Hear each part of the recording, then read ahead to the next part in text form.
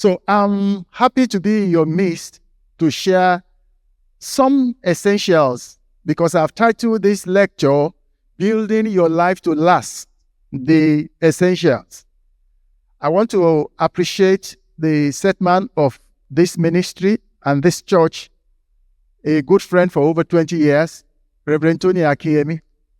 I've learned so much from him, and some of the things that I'll be sharing with you also emanate from what I have gained from him over the years. So I wish you a wonderful time.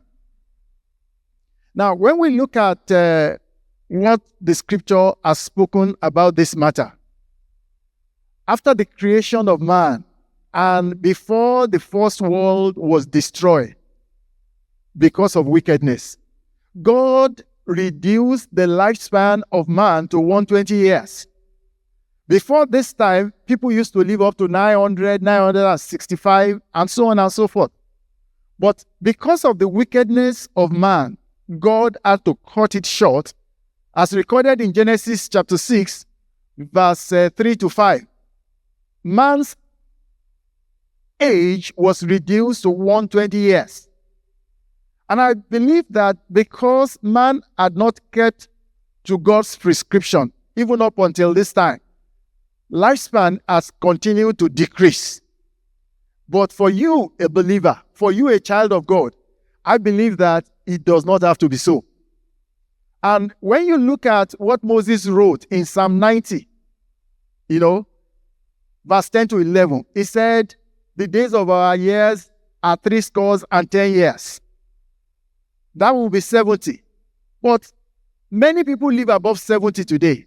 Maybe because they believe in the Lord, but I know so many unbelievers who are living above 70. I know one old professor is over 90.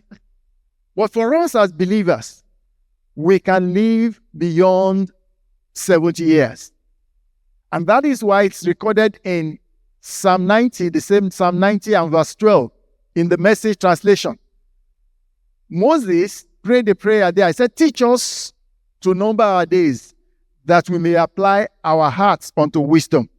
And when we look at it in the Message version, it says, teach us to live wisely and well.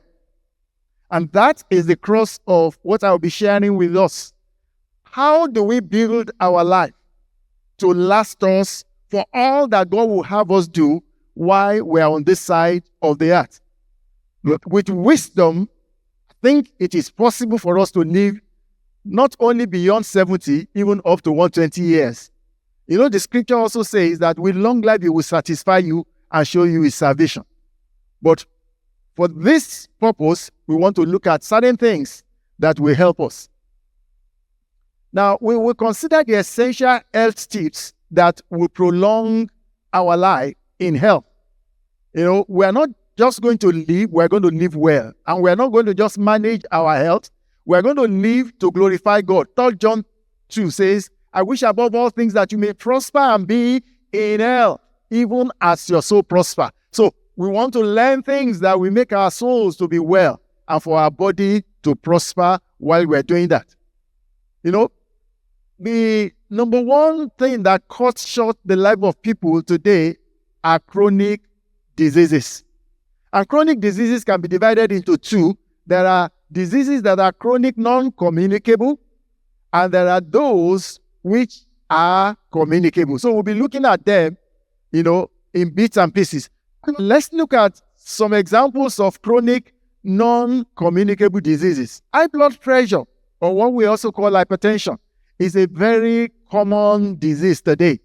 And if we are going to take statistics, about 60 to 80% of the adult population in any community will have hypertension.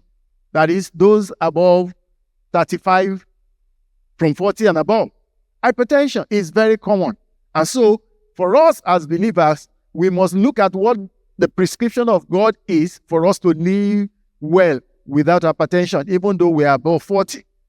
Malnutrition. And what do I mean by malnutrition? The commoner one is the obesity. When a person's body fat is more than required for day-to-day living, we call it obesity. And when you see someone who is obese, you will already know. The other one is diabetes mellitus, which is what makes people not to be able to utilize the sugar or the glucose that they ingest from their diet. And so the glucose begins to come out in their urine. Such is not supposed to be for us. Arthritis. When people are above 50, they begin to have problems with their knees, problems with their ankles, and problems with their, with different aspects, especially the low back. This also is one of the chronic non-communicable diseases that we must fight. And of course, something that has become a household name, cancer. Cancer. If you, from your family, I'm sure it's not impossible that one or two persons have developed cancer over the years. And when cancer strikes, it's a debilitating disease. It's a disease that cuts short man's life. And that is not the will of God for us. There are some common male disorders like prostate enlargement, prostate cancer. This is one of the notable cancers in men. Whereas for women, it is fibroid, breast cancer, ovarian cancer, and so on and so forth. All these things, we must live above them. And of course, some people also suffer from chronic liver diseases, beginning from acute liver disease, progressing to chronic liver diseases. These things are not the will of God for us, and we must live above them. What about the communicable one or the infectious diseases? Okay, they could be contained or contracted either from bacteria or viral origin. Some of them are also protozoan, fungi, and some are opportunistic infection. What does that mean? It means they jump on you when your immune status is not optimal. Other examples are hepatitis B, C, D, E, and so on and so forth. These viral infections, are not supposed to bring you down if your body is working optimally. Of course, they are infectious disease. They can be contracted either by blood donation, through sex, through some things that we eat. That would be for hepatitis A, and so on and so forth. The ones that comes through the oral route. But most of these come from either intravenous injection or through sexual means. Viral hemorrhagic fevers. We've heard of several of them in recent time. I think chikungunya is things that is raising emotions right now, but it won't come near us in Jesus' name. We also have pneumonia, meningitis, various organ infections, kidney, the liver, the lungs, and the GIT. These are issues, these are organs that are usually affected as we age. And so even when people are getting older, they are not enjoying the best of life.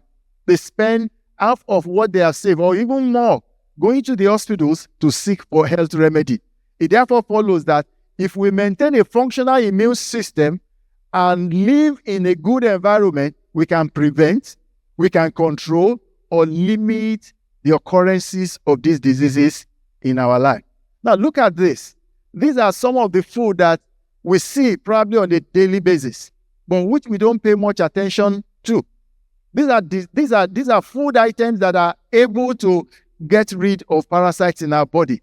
And of course, we know the coconut, it's good. We know the pomegranates, we know the pawpaw, and so on and so forth. These are things that are prevalent in our environment. We will see the details as we go on. So this afternoon, I want to share with you what can make your life to last. And that is what I call chemo prevention. What is chemo prevention?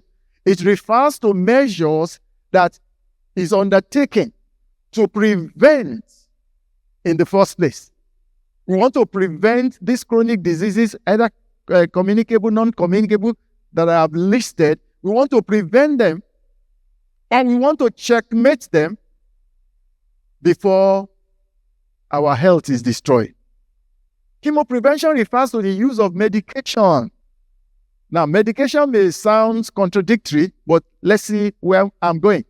The use of medication or other substances to prevent or delay the onset, progression, or recurrence of a disease, particularly cancer.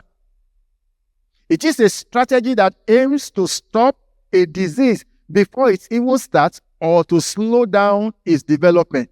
So you can see in this third bullet, that it is a proactive thing. It is a deliberate thing that you do. So when the title reads building your life to last. It means you have a role to play, and that role you must play it very well by resorting to chemo prevention. This can involve using drugs, vitamins, or other agents to either block the initial development of a disease, and that's where I want us to dwell. Let these diseases not even develop in us at all, because we have been part of this 5F conference. You cannot come for a conference like this or partake in a conference like this and still go on to live in a careless manner as some of us might have lived before. But I know that you belong to this church where health is taken as a priority, and you are taught from day to day how to live well. And perhaps you notice a challenge, you know who to consult. Thank God for Reverend Tony. Amen. So we must be aware of what we can do. Perhaps we are seeing some signs or symptoms in our body that are not what it used to be. We must do something about it. Now, cancer as a prototype of chronic disease is very common, like I said. And it has been described as a complex metabolic disease. So cancer is not just one thing or one thing that you did wrong that led to development of cancer. In fact, it is a multifactorial disease. So it's a complex metabolic disease. I am a chemical pathologist, and so we consider cancer a metabolic problem. In other words, it's because of certain derangements, and I'm going to show you some of the things that can go wrong before cancer develops. Before cells become haywire, they don't listen to growth hormones or growth factors that normally would dictate that a new cell is needed somewhere. But because of the metabolic derangement, some things stimulate those signals, and our cells begin to divide rapidly even when they are not needed. We must know what to do when that happens. Approach to treating cancer particularly must therefore not be just to destroy the cancer cell.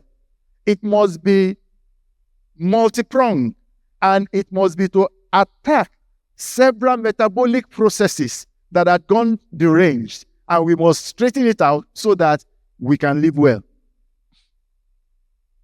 The factors that culminate in cancer include physical factors. This is something we are all exposed to, the toxins in our food, all right? The toxins from bites of insects and things that we are exposed to.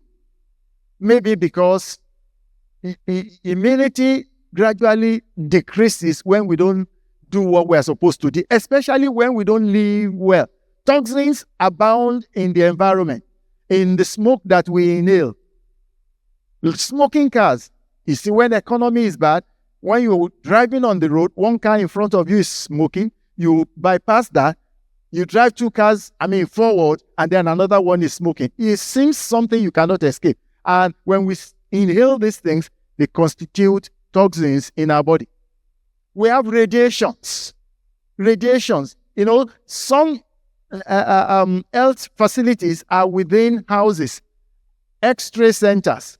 Some of the X-rays, if that place is not well kept, may escape. Or even if you yourself, you are overexposed when you go for diagnostic checks. These are part of the things that can stimulate cancer development. Ultraviolet rays, whether you like it or not, we are exposed to this. And of course, X-rays, which is the one I just spoke about. Other things are biochemical factors, metabolic. When you eat unbalanced diet, when your body is prone to acidity instead of alkalinity, and this alkalinity is what God has ordained that may keep our body in good health. Slightly alkaline situation.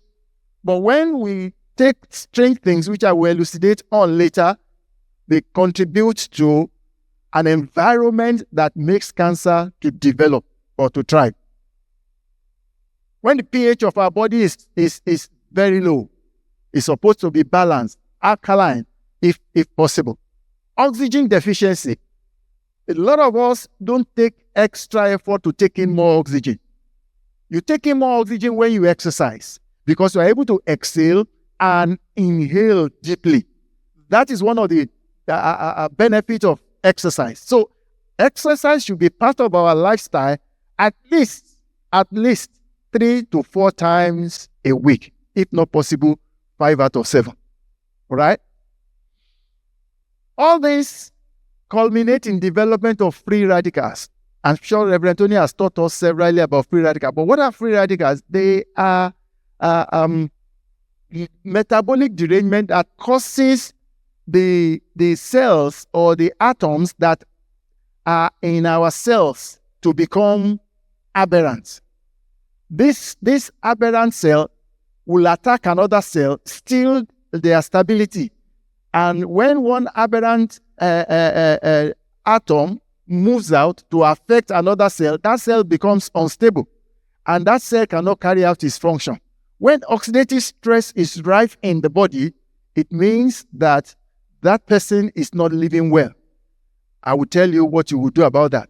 There are other factors like the immunological factors when we are predisposed or exposed to infection, to inflammation, psychomental issues, trauma, when suddenly you lose your job, when suddenly inflation is running at a faster rate than your salary and your income can take over.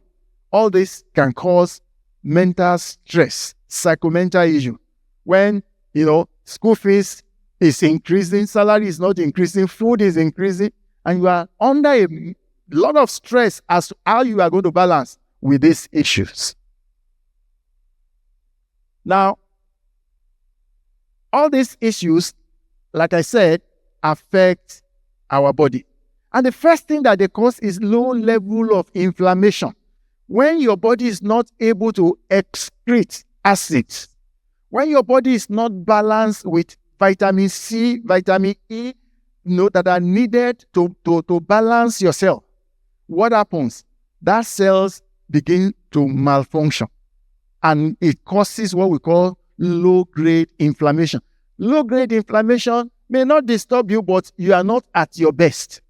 That's why occasionally, we wake up in the morning when you are supposed to be fresh, you are having a headache. It's not because you are stressed from the day's job or your engagement.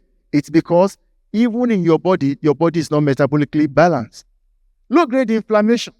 And when there is low-grade inflammation, it affects our immune system. And it makes our immune system incapable of keeping all the things that should be kept out of the cell. Water is not balanced. Sometimes our body becomes edematous because enough water is not being pumped out. Our kidney is not functioning optimally.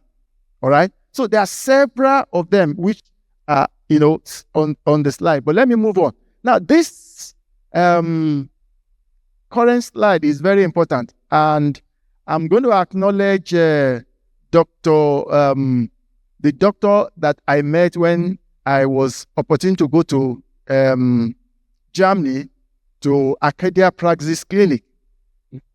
Here, he was able to identify almost 10 factors that attract cancer to your body.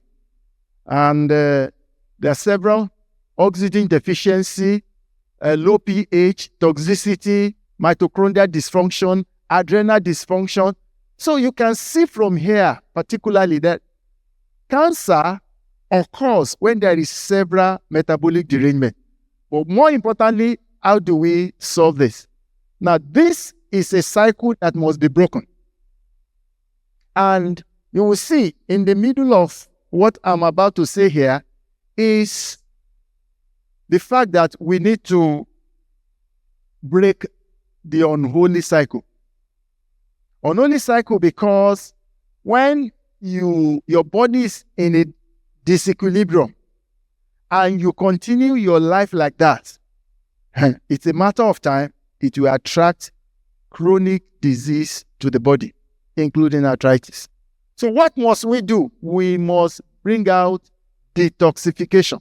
We must balance our body. And to balance our body, we have to remove toxins that have accumulated. We have to remove free radicals.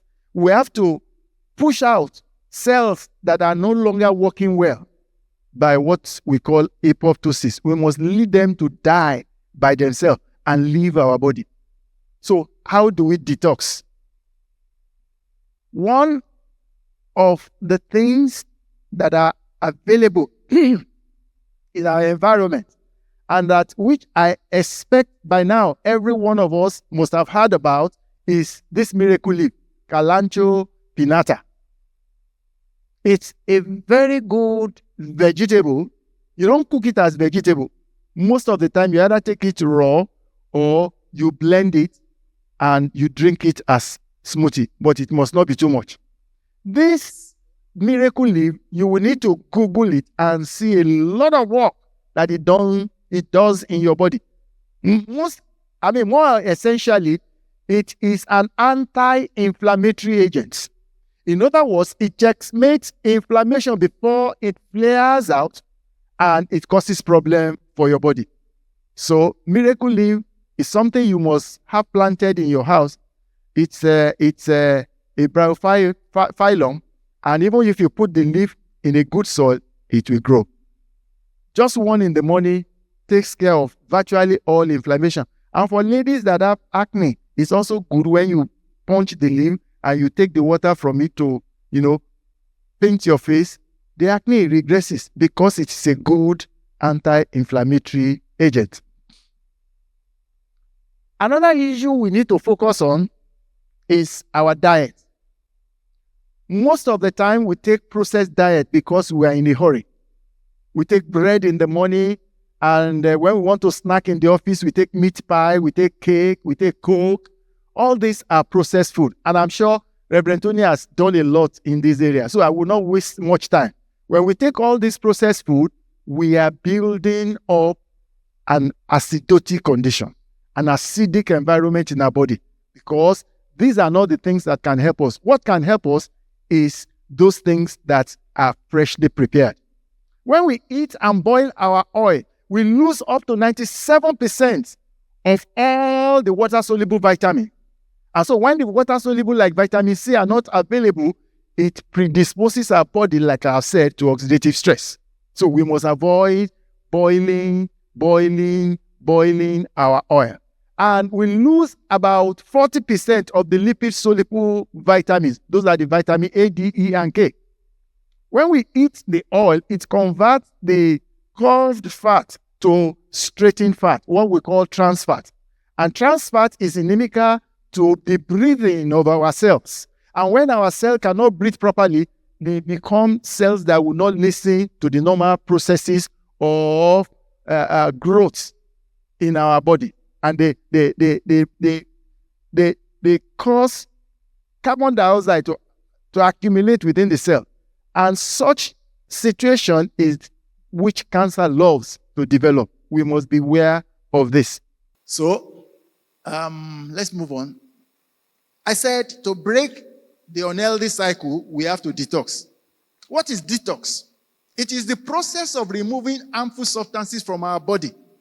These substances hinder the normal cellular processes. Like I told you, when we take trans fat, our cells become impermeable to much of the oxygen. It doesn't let things leave the cell, and it becomes a rife environment for chronic diseases like cancer. So, we must remove these substances because they make us sick. Symptoms like headache, tiredness, like I explained, feeling weak, faint, lack of enough energy, getting tired easily if unchecked. If we therefore must live well, we must detoxify, and we must develop habits that will make our body to be in a detox state. What are these? Number one, I took this from Reverend Tony's book. It is the DAR cycle, which we must always, as much as possible. I know maybe at all times, in practical terms, it may not be easy to do this. But what do we mean? Between 4 a.m. and 12 noon, your body is in a detox cycle. It's programmed to detox, to remove the toxin consumed 24, 48 hours ago. It's supposed to remove them. But the moment we take anything cooked during that first 8 hours, that is from 4 a.m. to 12 noon, your body changes from the detox cycle and it goes to the second cycle, which is the assimilation or the nourishing or the building cycle. And that's from 12 noon to 8 p.m. And finally, from 8 p.m. to 4 a.m., it is called the repair cycle. That is when your body does a check. Like you are using an antivirus that does a check and sees any strange things and gets it out of your body. So enough sleep is needed for these last 8 hours. What are we supposed to do? So I'm saying here that disruption of this cycle leads to accumulation of toxin, free radicals, and development of chronic diseases, including cancer. What do we need to do? For detoxification, we need to eliminate toxins with plenty of fluids. We can fast. We can have a sauna bath at that period, that is from 4 a.m. to 12 noon. We can exercise. And if we're going to take anything, it should be freshly prepared juices made from the natural source, not the packaged one. That will help us to eliminate toxin from our sweat. And as we are exercising, we are taking in fresh oxygen. And I will tell you the importance of this as we go on. So freshly prepared, extracted vegetable, of fruit juices, smoothies are the things that we need in the first 8 hours of the day. When we come to the nourishing phase, we must eat balanced diet, but we must not take junk. Oh, don't say, I have detoxed my body, therefore I have allowance to take 1 meat pie and 1 bottle of Coke. No. Over time, that tends to destroy our body. And of course, during the repair cycle, sleep is very important. Now, look at this. This is an incredible detox juice. And what is it made from? A glass of water, 2 tablespoonfuls of apple cider vinegar, 2 tablespoonfuls of lemon juice, and 1 teaspoon of cinnamon, okay, and 1 tablespoonful of honey. You put it in the blender, you blend it together, and this is it. Once you take this within that 4 a.m. to 12 noon, it's going to get a lot of toxin out of your body. At your spare time, please try this out. Now, let me bring some biochemistry into this. Now, the diagram you are looking at is talking about the pathway to the development of cancer. Let's focus on the red cycle, the red arrows. From normal cell, so many toxins will affect our DNA and damage it. That cell becomes a deranged cell. If there is further promotion, that is, if we don't change our lifestyle and we continue to eat those things, that deranged cell becomes promoted to become a pre-neoplastic cell. And if there is further development of that cell, it now becomes neoplastic cell. And those are the cells that are sent out to different parts of the body causing cancer. But look at what we can do. Number one, we can alter the DNA that has been damaged. We can, by taking the phyto or chemo prevention, by taking the chemo prevention methods that I'm still going to elucidate on, we can checkmate it and prevent our cells, even though there are free radicals, we can prevent them from becoming a deranged cell, and so on and so forth. So the bullets that we are looking for are bullets that can, in our body, checkmate development of chronic disease. And these are phytonutrients to prevent development of cancer. Now, many of the food that we eat, they have colors, red, yellow, green, and this points to important antioxidant factor or effect. When it is green, it is good for colon cleansing. When it is either red or yellow, they have a lot of antioxidant effect to push out these radicals that I have mentioned about. There has been a review of over 250 case control cohort studies that found data that overwhelmingly support an inverse association between intake of fruit and vegetable and cancer risk. I will show you the reference. And this association is more consistent with vegetable than with fruits. What are the mechanisms by which dietary phytochemicals may prevent cancer? Number one is antioxidant activity, which I've spent a lot of time talking about. They scavenge free radicals and reduce them to harmless radicals, which are excreted from the body. They inhibit cell proliferation. So your cell does not just continue to divide because these phytochemicals will checkmate them. They inhibit oncogene expression. Oncogenes are things that makes cancer to develop, which are part of the toxin that we have taken in, the coloring in some of our food. They also do what? Induce tumor suppressing gene. A tumor suppressing gene is that which suppresses development of tumor in our body, and so on and so forth. So phytonutrient effectiveness is related to their dietary fiber, micronutrients, and various phytochemicals, as well as their interaction within our body. This is also a common quote by Reverend. Genes are neither bad nor good. It is our diet that pulls the trigger, according to P.K. Shaw. Now, this applies to about 75% of mutated genes. Even if your gene is bad and you inherited them from your parent, only about 25% of them will express spontaneously. Reverend has said this several times. So look at these phytonutrients. They are a class of nutrients that are obtained from plants and thought to have health-protecting properties. They contain phytochemicals, which are natural compounds that give plants their rich pigment and their colors and their smell. All right? I need to move a little bit faster. Now, this is too tiny for me to see from here, but we have the phenolic, we have the organosulfur, we have the carotenoids, and so on and so forth. All these classes of food that are available in Nigeria are the things that can help us. And of course, when we go into the details, you will see them as I'm rounding off gradually. Now, look at what these things do. These are suppressing agents effective against exposure to carcinogen.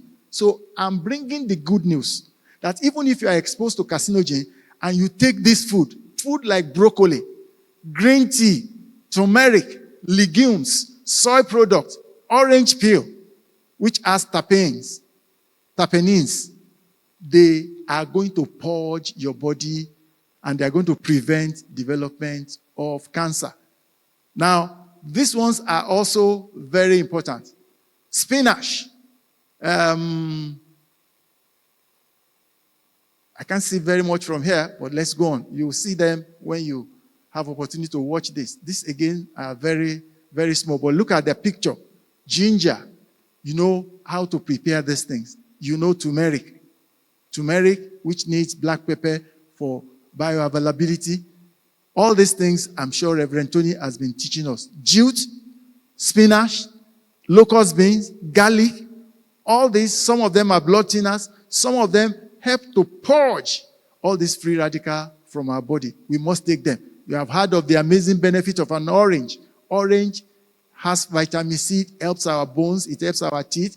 It's a digestive agent. It does not allow you to constipate if you take them every day. It's good for good sperms to form, and so on and so forth. Also with pawpaw, pawpaw increases your energy. It aids your weight loss. It's an anti-inflammatory agent, and so on and so forth. So all that we need are the phytonutrients that are available in our environment. Consumption of quercetin from onion and apples was found to be inversely associated with lung cancer risk. So if we take a lot of onion, which I know mommies using preparing our meals, and even if we take them raw, they are very good, or we boil them. All right? So I don't have much time. I must move on. Now, let me talk about this book, China Study, which is one of the most important books that Reverend Tony introduced me to, amongst many others. Now, this book is a comprehensive study on nutrition. Although it has been disproven, but you see, science will remain controversial. But you must deliberately take steps that will help you to be in health. What does this say? This study said blood cholesterol is important. Recently, some publications came out that is disputing that cholesterol is important or not. But it found that as intake of plant-based food and nutrients increases, all the blood cholesterol and chronic diseases decreased. So what will you prefer? And they also found out that high blood total cholesterol greater than 150 milligram per DL predisposes us to a number of diseases. Meanwhile, when we take blood thinners like our garlic in our meal, or we blend our pepper with it, or we boil our meat with it, we are indirectly releasing and purging out excess cholesterol from our body instead of taking tablets that the doctor will prescribe, the statins. All right? So, they found that there are lots of advantages in food consumed by the Chinese. Of course, when a Chinese moves to the US and takes the environmental food they take in US, he also begins to develop obesity. Obesity, they are useful against obesity. And look at this slide. Association of diet with common cancers. It is found that for breast cancer, 4 risk factors are identified. You are predisposed to breast cancer when you start menses early, what we call early menarche. And then when you are exposed to estrogen for a long time, and so menopause is prolonged. And then when you have high levels of female hormone in the blood and high blood cholesterol, those 4 factors. And we discover that when you take a lot of diet that is high in animal fat, they promote all these things. They lower your age of menarche. Chicken, all those things, all those pastries. They raise the age of menopause. They increase female hormone and increase blood cholesterol level. So we must avoid processed food and go for fruit and vegetable. Breast cancer antigen 1 and 2 have been found to be associated with breast cancer by about 65% and 39% for ovarian cancer. All these things are things that our phytonutrients can prevent. They also found that in the China study that colon cancer is identified with westernized diet. And there is increase in colon cancer up onto about a very high percentage when we take more animal protein, especially the red meats and so on and so forth. We need a lot of roughage to keep our colon moving and to remove all the toxins that can come with the meat that has been taken. All right, I need to move on. Now, specific herbal remedies. There are specific herbal remedies available today for an enlarged prostate, fibroids, hepatitis, hypertension, diabetes, and obesity. And I'm sure I don't need to emphasize this because these are the things that Reverend teaches us from day to day. And we just need to be a good listener and people that do obey these things. For instance, in his book, Reverend Tony said, for insomnia, you can juice celery plus lettuce plus an apple. So rather than popping the anxiolytics or the sleeping tablets, when you do this, you are not only purging the toxin from your body, you are also inducing sleep. For blood pressure control, you juice beetroot, cabbage, plus carrot, plus cucumber, plus spinach, and wheatgrass. The problem is, these things appear cumbersome to us. But like I said, if you are going to build your life to last, you must be deliberate. That's why the Bible says, teach us to number our days, that we may wisely plan our life. For blood sugar control, it is there. To alkalinize your body, you need carrot, cabbage, and celery. For arthritis, those are the things that you must juice. Now, I must stress on the therapeutic uses of vitamin D. I'm not talking about the vitamin D that is given to you in a dosage of 125 microgram. No, I'm talking about therapeutic doses of vitamin D, 5,000 international units daily. It's been found to control many chronic diseases. And, of course, we will expect that because we live in a tropical environment, we're exposed to sunlight, how many of us, the clothes we wear prevent much absorption. More so, our skin is dark.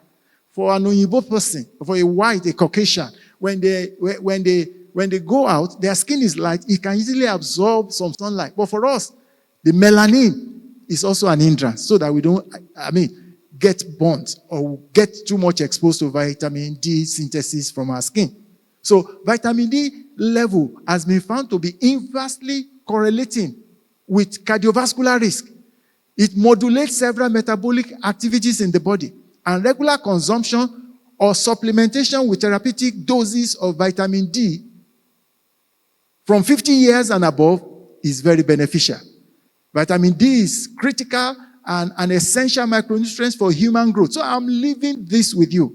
If you're above 45, make sure you get therapeutic dose of vitamin D, not less than 5,000 international units per day.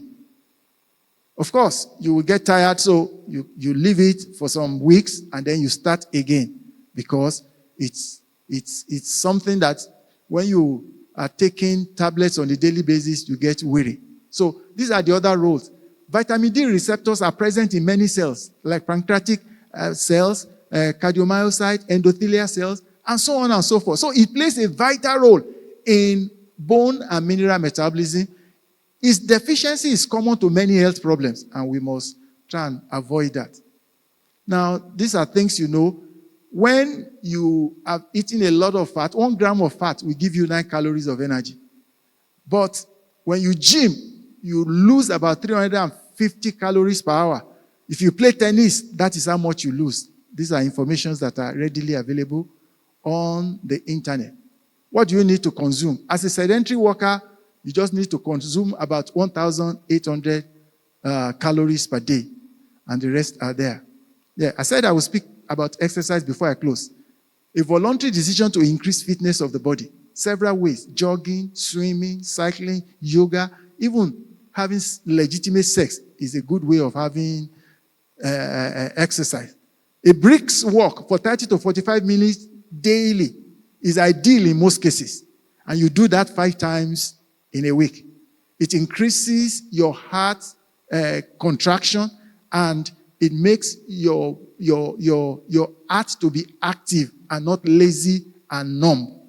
And it increases oxygenation of your tissue and your brain, preventing cancer development. It increases your oxytocin level as well.